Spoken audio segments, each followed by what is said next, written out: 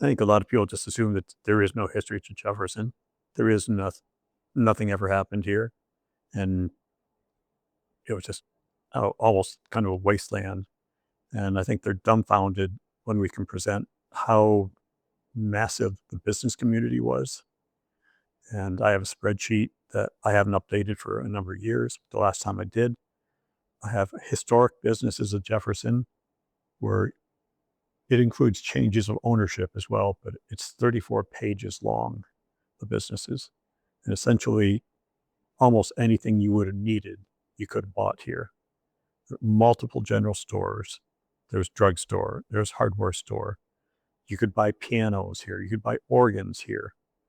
And the piano brand I saw advertised, one of them was from Boston. So that piano was delivered by a train, probably to Albany and then on to Richmondville and drug up the Richmondville Hill, which is a steep hill now on Route 10, as it would have been, things would have been pulled up here by horses on a dirt road. There were dozens of women involved in running millinery or dressmaking businesses. There were doctors, there were lawyers, there were dentists, there were opticians, there were wagon makers, there were stagecoach lines, um, just about anything you can imagine would have been here and readily accessible. And it's at a time where traveling to someplace else to shop wasn't an easy option. And the clothing salespeople, interestingly to me, they would frequently go down to New York City, and that's where they would get a lot of their supplies, material things they sold, and they wanted to see what were the latest fashion things. And the milliners would be going down to New York City looking at the millinery things, and I'm sure they bought some hats, but they also were making hats. And they wanted to know what the hat styles were. And we have good photo documentation of the businesses. And two of them that were really critical were the two creameries. Initially, most of the local farmers would have made their butter at home, packed it in wooden firkins, shipped it down to New York City. And then when they opened up the creamery, first one in the 1890s, then the farmers could bring their milk in. They'd separate it out, take the cream, they may give the skim milk back to the farmers to feed pigs or whatever. And they produced massive amounts of milk or cream, butter.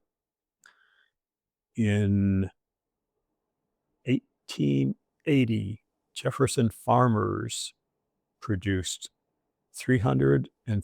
more than 313,000 pounds of butter from cows that were hand milked and butter that was hand churned.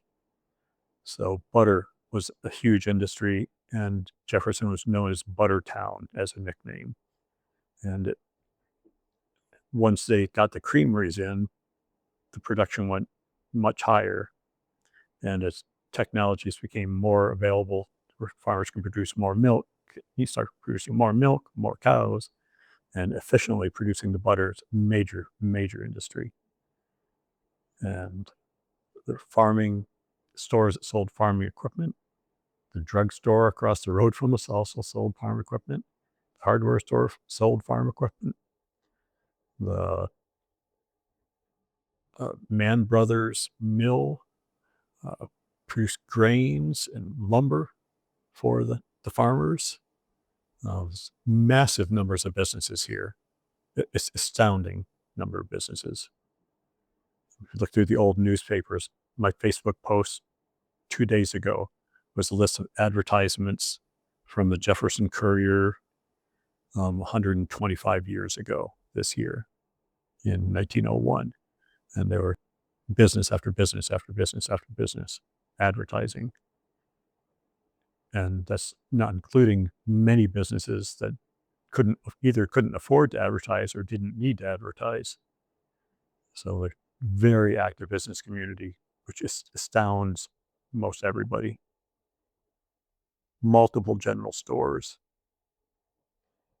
and just barbers. Like, can't think of, in the butter period when they're putting butter into wooden firkins, there are a bunch of coopers producing barrels. There are coopers producing barrels for cider. And if you look at the 1880 census, they would show like how many barrels of cider farmers produced. So, and there are many blacksmiths, and there were car dealerships in Jefferson, and things that you driving through town now, you would not think that there were a lot of businesses, but there were a lot of businesses, and they supplied most things